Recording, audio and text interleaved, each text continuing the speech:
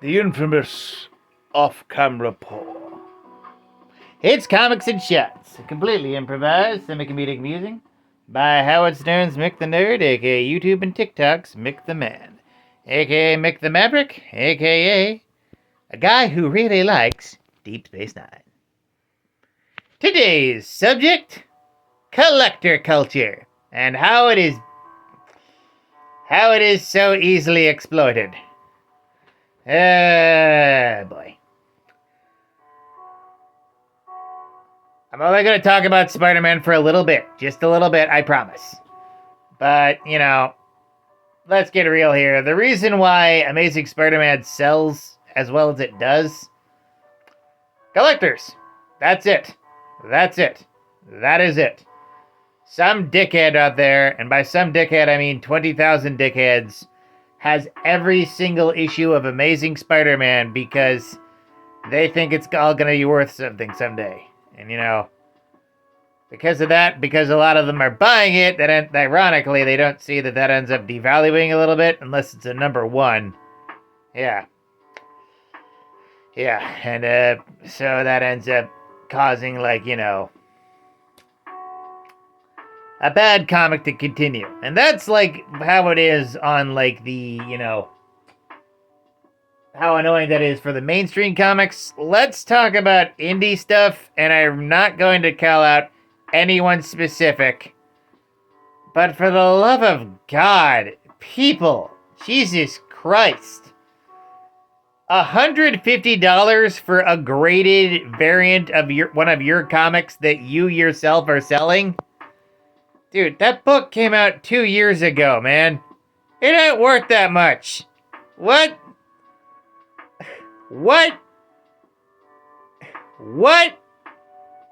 Also, you only released 2 books in this series. Oh, man. And, lots of indie things, they sell, lots of different collectibles. Action figures, I'm fine with. Everyone loves action figures. If they're posable, fine. But then you got people making, shoes. And, dude, do you expect me to wear these collectible shoes? I assume that there are some sneakerheads who are also comic book fans, and by assume, I mean I know. That's a thing. But it's that's a little too much for me. That's a little too much. Some comic book writers are even, making licensed shoe comics with their shoes, and,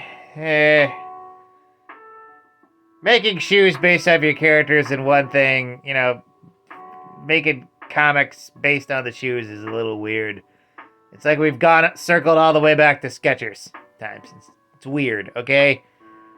I'm sorry I called you the sellout in your comment section, and I hope you didn't see that comment, but it was weird. It's weird. Ugh. Yeah. But for real, it's and then of course variant covers, $10 for a variant cover. That's another thing. Man, you should only sell your comic book for $10 on the Kickstarter. That's my opinion. Maybe online. If you're at the store, it probably should be less. I mean, at a convention or whatever. Yeah. I understand that publishing is a lot, but god damn it, it feels like some indie publishers are overcharging, and no one wants to call you out because you're independent publishers. We gotta support the independent artist. What about the independent collector, the people who don't want to support you guys, but maybe you're asking for a little too much? Maybe go for a webcomic at first and make a collected edition or something. I don't know. I just feel that it's gotten a little out of hand, and some independent comic companies are trying to market off of collector culture themselves rather than just realize that that's part of a bigger problem with capitalism and comic collection in general. That you should just be selling stories. Just sell the stories, sell the books, and maybe an action figure or figurine or two. Possibly not shoes. Like I said, somebody might actually wear them, but I wouldn't. I'd keep them in the box because they're Ugh.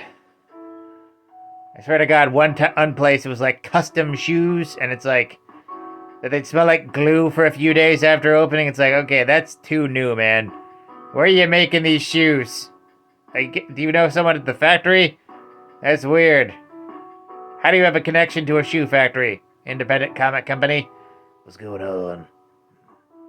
Yeah. And then you have like the lowest of the low. I've said some names in the past couple days, but for the love of God, if they like fill out the surveys, like you know, addresses and everything, like send them their stuff on the Kickstarter. Like I did a Kickstarter like a decade or so ago, and I sent like everything to everyone who filled out a survey. Anyone who didn't, I double checked with them. They didn't send anything back. I didn't send them those things because hey, how could I physically send them a reward where they didn't give me their address? That's the only excuse you have to not send a Kickstarter reward if they don't send you their address. And that actually happens. People forget. You can only do so much, and that's forgivable. That's the only time. But you know who you are. Send the damn rewards. Also, why does it take so long to make print a card game? It's shit, like what happened there? Just think about that. Try not to play into collector culture too much, and generally, just make comics, baby. Just make comics. Yeah. Also, make more web comics, like more stuff that people don't gotta pay for these, especially in these trying days with the tariffs. Yep. With that, like, comment, and subscribe. Donate if you're feeling nice. Share it with a bear. And always remember, praise be to the blood elk, fear the stabopotamus, and death to Kronos.